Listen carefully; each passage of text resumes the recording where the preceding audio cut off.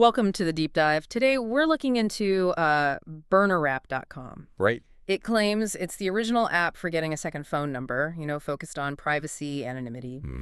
So our mission today, just using the info we have, is pretty straightforward. Is this thing actually legit? Does it work? Yeah, and it's a great mission because, honestly, the first thing you see is this huge, massive contradiction. Oh, what's that? Well, on the Apple App Store, Burner's got a fantastic rating, 4.7 stars, almost 88,000 reviews. Sounds great, right? Yeah, 4.7 is pretty solid. But then you look at the Google Play Store. Mm-hmm.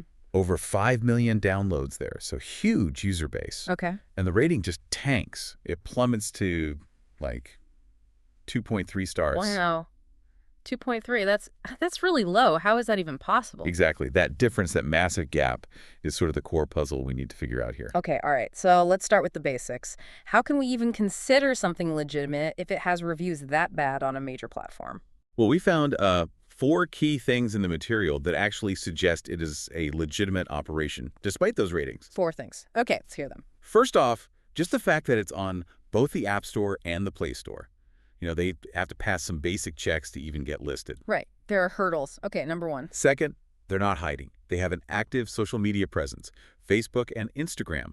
They post news, offers, engage with users directly. So public-facing, not just a hidden website. Exactly. And third, this is crucial for a privacy service, they're transparent about who's behind it. Oh, really? They name names. Yeah, the founders, Will Carter and Greg Kahn, are mentioned. So the people running the Anonymity app aren't anonymous themselves, which is reassuring. That is interesting. For a privacy tool, the creators being public. Okay, what's the 4th sign? They give you full contact info, like proper contact info, email, a phone number, even a physical business address. A physical address. Wow. Yeah. So you know who you're dealing with. If something goes really wrong, there's a place, there are people. It definitely feels more credible than some, anonymous online service. Okay, so structurally, based on those points, App Store presence, social media, named founders, contact info, it sounds, well, trustworthy on paper. Right. It seems like a real established business. But then that 2.3-star rating on Android just hangs there. If they're so transparent and seemingly legit, why are so many users having such a bad time? That's where the user experience seems to, fall apart for a lot of people. Mm-hmm. Especially, it seems, on Android. What kind of problems are we talking about? The big one seems to be technical. Issues with VoIP, that's Voice over Internet Protocol. The tech they use for the numbers, right? Exactly. Users report the numbers just don't connect properly sometimes. Calls don't go through, or maybe they can't receive them. If the core VoIP function is shaky, the whole app's purpose kind of collapses. Yeah, that's fundamental. If you can't make or get calls reliably, what's the point? What else? We also saw complaints about the app just freezing up, or making it really hard just to answer a call when it does come through. Basic stability issues. Frustrating. And then there's the admin side. People mention canceling subscriptions can be a real headache. Oh, the classic cancellation runaround. Nobody likes that. Right. That kind of thing really annoys people. And some longtime users have apparently noticed changes over time, things getting more frustrating with how calls come in. So, technical glitches, app freezes, admin hurdles. It sounds like a recipe for frustration. Does this undermine the trust we just talked about? Well, it creates this weird tension, doesn't it?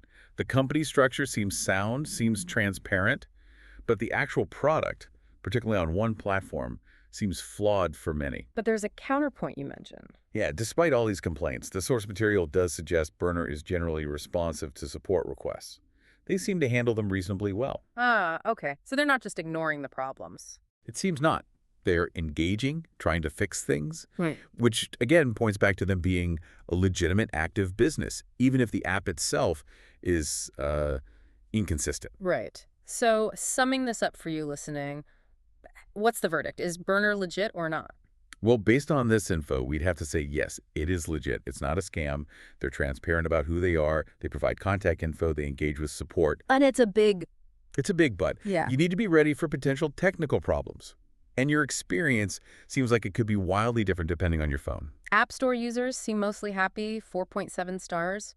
Play Store users? Well, maybe not so much, facing those 2.3-star issues. Exactly. It's a tale of two apps almost. So it's credible, but use with caution, maybe. Okay. Especially on Android. That seems fair.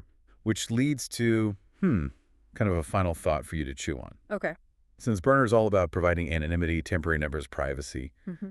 what does this huge difference in user satisfaction, 4.7 on Apple, 2.3 on Android, tell us? What do you mean? Does it maybe say something about the different needs or perhaps the different technical tolerances of users on iOS versus Android when it comes to privacy tools? Or maybe something about the platforms themselves? Interesting. So the ratings gap might reflect more than just the app's performance. It's possible. Some would think about it anyway. What does that split reveal about the users, their expectations, and maybe the ecosystems they operate in?